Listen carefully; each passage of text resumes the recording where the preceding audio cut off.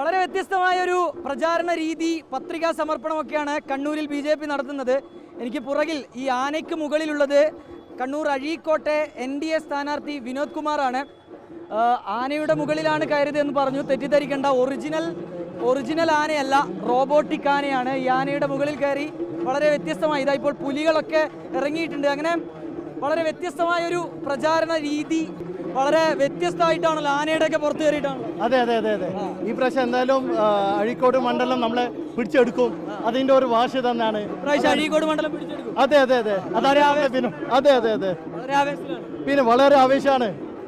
എങ്ങനെയാ ഇതിപ്പോ ആനയുടെ ഒക്കെ മുകളിൽ അഴീക്കോട് മണ്ഡലം പിടിക്കേണ്ടവരാ പിടിച്ചെടുക്കും. അതെ, അവിടെ എനിക്ക് തോന്നുന്നു കഴിഞ്ഞ ദിവസം KV സുമേഷാണ് ജയിച്ചത്.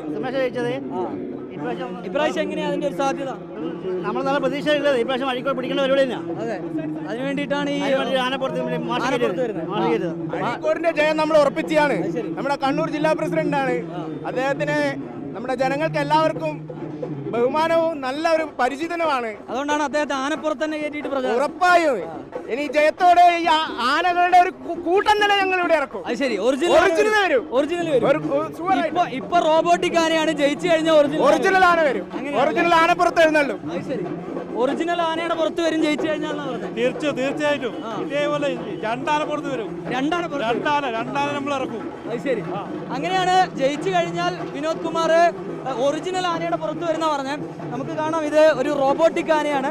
അതിന്റെ മുകളിലാണ് ഇപ്പോൾ വിനോദ് കുമാർ ഉള്ളത്. അദ്ദേഹം അഴീക്കോട്ടെ BJP സ്ഥാനാർത്ഥിയാണ്.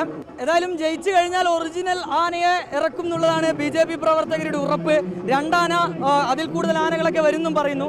ഇപ്പോഴേതായാലും പ്രചാരണ പരിപാടികളൊക്കെ പുരോഗമിക്കുകയാണ്.